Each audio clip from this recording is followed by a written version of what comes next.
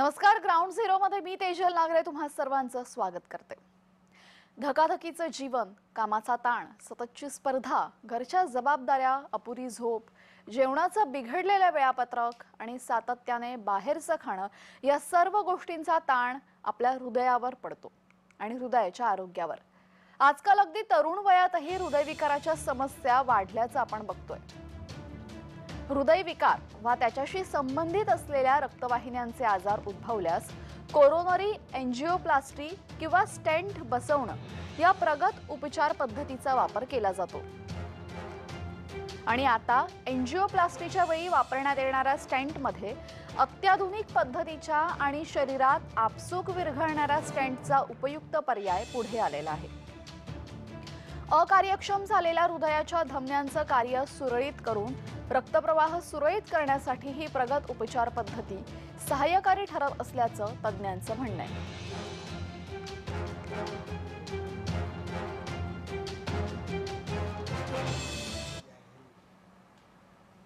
चालताना, व्यायाम करत असताना, नाचताना, गाणं गात असताना, अगदी दैनंदिन आणि साध्या गोष्टी करत असताना अचानकच छातीत कळ येते आणि काही क्षणात माणसाचा मृत्यू होतो. आणि असं घडल्याच्या अनेक घटना आपल्या कानावर येतच आहेत. या फक्त घटना वयोवृद्धांमध्येच नाही तर तरुणांमध्ये सुद्धा मोठ्या प्रमाणात घडतात. आणि या वाढत्या घटना कार्डियाक अरेस्टच्या असल्याचं तज्ज्ञांचं म्हणणं आहे. पाहूयात. काही वर्षांमध्ये आपल्या हृदयविकाराच्या अटॅकमध्ये किंवा सडन मृत्यू होणे किंवा आकस्मिक मृत्यू होण्याचं प्रमाण वाढलंय. आता ह्यामध्ये आपल्याला एक समजलं पाहिजे की सडन मृत्यू झाला किंवा अकस्मात मृत्यू झाला म्हणजेच हार्ट अटॅक असं जे आपल्याला वाटतं ते नाही. ह्याच्यामध्ये दोन वेगळे प्रकार आहेत. एक तर हार्ट अटॅक असतोच, पण हार्ट अटॅक ज्यावेळेला येतो त्यावेळेला आपल्याला छातीत दुखतं, घाम येतो, आपल्याला वेळ मिळतो, तो लगेच त्वरेने मृत्यू होत नाही, फार कमी वेळा होतो. सडन कार्डियाक अरेस्ट म्हणजे ही एक इलेक्ट्रिकल प्रॉब्लेम, जसं आपल्या घराला प्लंबिंगचा प्रॉब्लेम असतो आणि इलेक्ट्रिसिटी असते, तसं इलेक्ट्रिसिटी ज्यावेळेला हृदयाची बंद पडते त्यावेळेला सडन कार्डियाक अरेस्ट होतो. त्यामुळे बऱ्याच वेळेला हे जे म्हणतो आपण हार्ट अटॅकचं प्रमाण वाढलंय तर ते सडन कार्डियाक अरेस्टचं प्रमाण वाढलेलं आहे. आणि त्याचबरोबर हृदयविकाराच्या झटक्याचंही प्रमाण वाढलंय. त्याचं कारण आपली बदलत असलेली जीवनशैली. दरम्यान हृदयविकाराचा झटका किंवा कार्डियाक अरेस्टचं प्रमाण का वाढत आहेत याची काही प्रमुख कारणं आपण पाहूयात. हृदयविकार वाढण्याचं सर्वात महत्त्वाचं कारण म्हणजे उच्च रक्तदाब. आणि उच्च रक्तदाबामध्ये रक्तवाहिन्यांचा वरचा थर खराब होतो. मिठाच्या अतिसेवनामुळे उच्च रक्तदाब होतो. दुसरं महत्त्वाचं कारण म्हणजे कोलेस्ट्रॉल. जास्तीचा कोलेस्ट्रॉल रक्तवाहिन्यांमध्ये जमा होऊन त्या अरुंद होतात.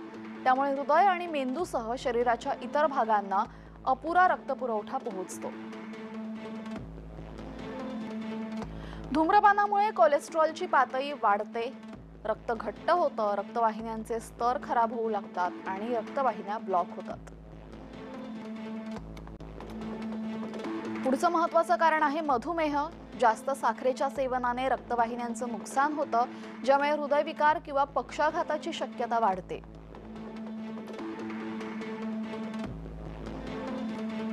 आणखी एक महत्त्वाचं कारण म्हणजे लठ्ठपणा. कारण की लठ्ठपणा असलेल्या लोकांमध्ये रक्तदाब, उच्च रक्तदाब, वाढलेलं कोलेस्ट्रॉल आणि मधुमेहाचा धोका हे सर्वच असतं आणि हे सर्व घटक हृदयविकारासाठी कारणीभूत आहेत. सतत बाहेरचं जेवण सुद्धा महागात पडतं. जास्त प्रमाणात मीठ आणि साखर असतं बाहेरच्या जेवणामध्ये आणि काही पदार्थ किंवा बरेच पदार्थ हे प्रक्रिया केलेले असतात. त्यामुळे याचा वाईट परिणाम हृदयावर होतो. आणि आजकालची बदललेली जीवनशैली ही बऱ्यापैकी हृदयविकाराच्या वाढण्याच्या कारणांमध्ये समाविष्ट झालेली आहे. व्यायामाचा अभाव असतो, सतत ताण असतात, अपुरी झोप असते आणि यामुळे हृदयविकार वाढण्याचं प्रमाण वाढलेलं आहे.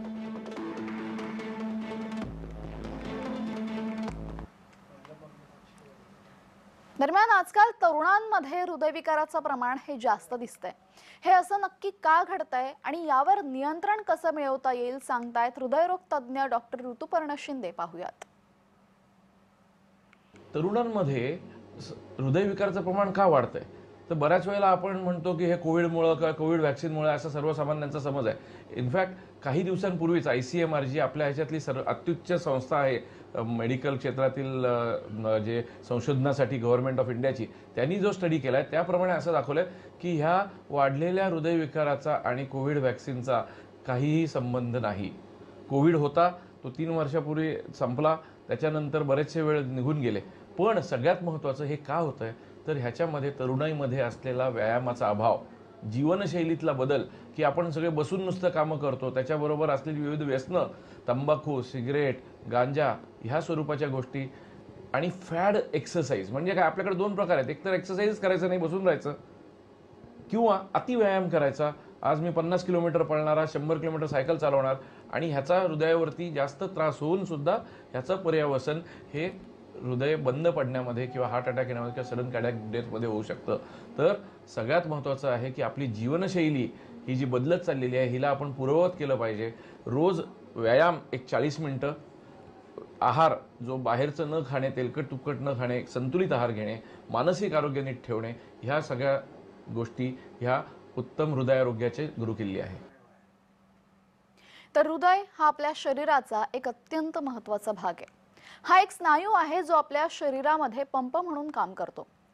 अवयवांपासून आलेलं विना ऑक्सिजन रक्त फुफ्फुसात पाठवणे, फुफ्फुसातून आलेलं ऑक्सिजनयुक्त रक्त संपूर्ण शरीराभर पुरवणे हे हृदयाचं प्रमुख कार्य असतं. आणि हे कार्य करत असताना सातत्याने हृदय आकुंचित आणि प्रसरित होत असतं. आणि याच आकुंचन आणि प्रसरणामुळे, या क्रियेमुळे आपल्या शरीराच्या रक्तवाहिन्यांमध्ये सतत रक्ताचा प्रवाह असतो. हृदय स्वतः सुद्धा एक स्नायू आहे आणि त्यामुळे त्याला स्वतःचं कार्य करण्यासाठी सुद्धा रक्ताची गरज असते. आणि हृदयाला रक्त देणाऱ्या रक्तवाहिन्यांना कोरोनरी धमन्या असं म्हणतात. या धमन्या हृदयासाठी अत्यंत महत्त्वाच्या असतात. जोपर्यंत या धमन्या हृदयाला आवश्यक रक्त पाठवत आहेत आणि त्याला ऑक्सिजन मिळतंय तोपर्यंत हृदय व्यवस्थित काम करतं. आणि जेव्हा रक्त आणि ऑक्सिजन योग्य प्रकारे हृदयापर्यंत पोहोचत नाही तेव्हा त्याचा परिणाम हृदयाच्या कार्यावर होतो आणि हृदय निष्क्रिय होऊ शकतं. सहसा हृदयविकाराचा झटका आल्यास छातीत असह्य वेदना होतात आणि यामागची कारणं सुद्धा आपण पाहिलेली आहेत.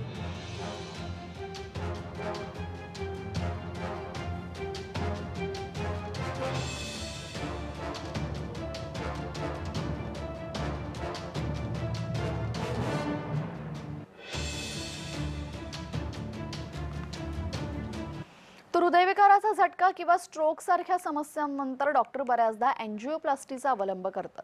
हे नक्की काय आहे पाहूयात. अँजिओप्लास्टी ही एक शस्त्रक्रिया आहे.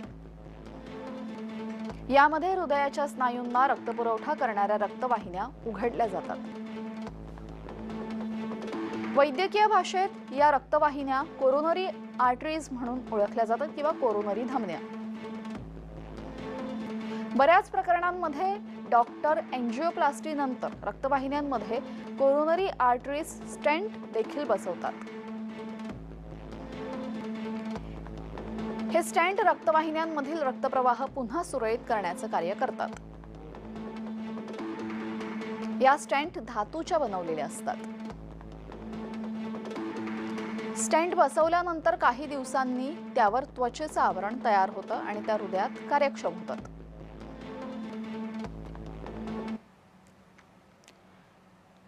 तर जेव्हा हृदयविकारावर उपचार करत असतात त्यावेळेस अँजिओप्लास्टी करण्यात येते. या शस्त्रक्रियेमध्ये धातूच्या स्टेंट्स वापरल्या जातात आणि हृदयातला रक्तप्रवाह सुरळीत करण्यात येतो. आता या पुढे जात विरघळणाऱ्या स्टेंटचा वापर करण्यात आलेला आहे या उपचारासाठी. या स्टेंट कालांतराने विरघळून जातात आणि अँजिओप्लास्टीमध्ये वापरण्यात येणाऱ्या स्टेंटमध्ये आता अत्याधुनिक पद्धतीच्या आणि शरीरात आपसूक विरघळणाऱ्या स्टेंटचा पर्याय पुढे आलेला आहे. अकार्यक्षम झालेल्या हृदयांच्या धमन्यांचं कार्य सुरळीत करून रक्तप्रवाह सुरळीत करण्यासाठी प्रगत उपचार पद्धती वापरण्यात येते. ही उपचार पद्धती कशी आहे पाहूयात सविस्तर.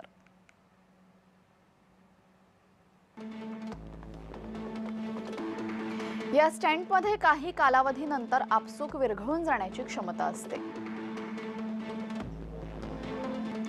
या स्टेंटचा कोणताही भाग शरीरात राहत नाही. शरीर व्याधीमुक्त होऊन पूर्ववत होण्याच्या प्रक्रियेत ही स्टेंट विरघळते. स्टेंट विरघळली आहे हा मानसिक दिलासा रुग्णासाठी महत्त्वाचा आहे. संबंधित व्यक्तीच्या आयुष्याची गुणवत्ता सुधारण्यासाठी याची मदत होते. तरुणांसाठी या स्टेंटचा वापर प्रभावी आहे. स्टेंटमुळे रक्तवाहिन्यांना तात्पुरत्या स्वरूपातील आधार मिळतो. धमन्यांची नैसर्गिकरित्या कार्यक्षम होऊन पूर्वस्थितीत येण्याची प्रक्रिया अधिक सुकर होते.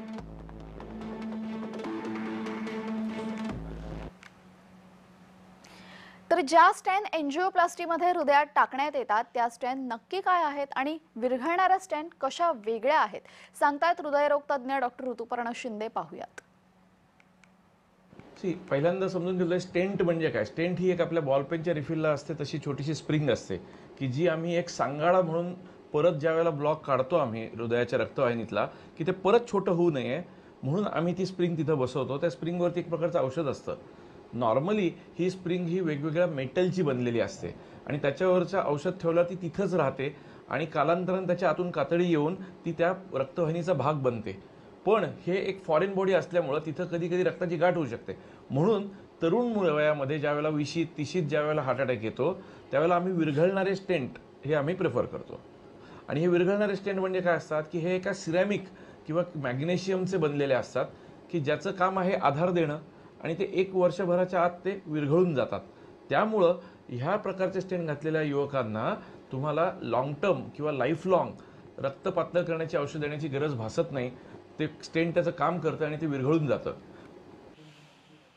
दरम्यान या स्टेंट वापरण्यावरही काही मर्यादा आहेत. आर्थिकदृष्ट्या या महाग आहेत आणि जिथे नेहमीच्या स्टेंट 30 ते 40 हजार रुपयात येतात तिथे या विरघळणाऱ्या स्टेंट साधारण 90,000 किंवा त्यापेक्षा जास्त खर्च करावा लागतो.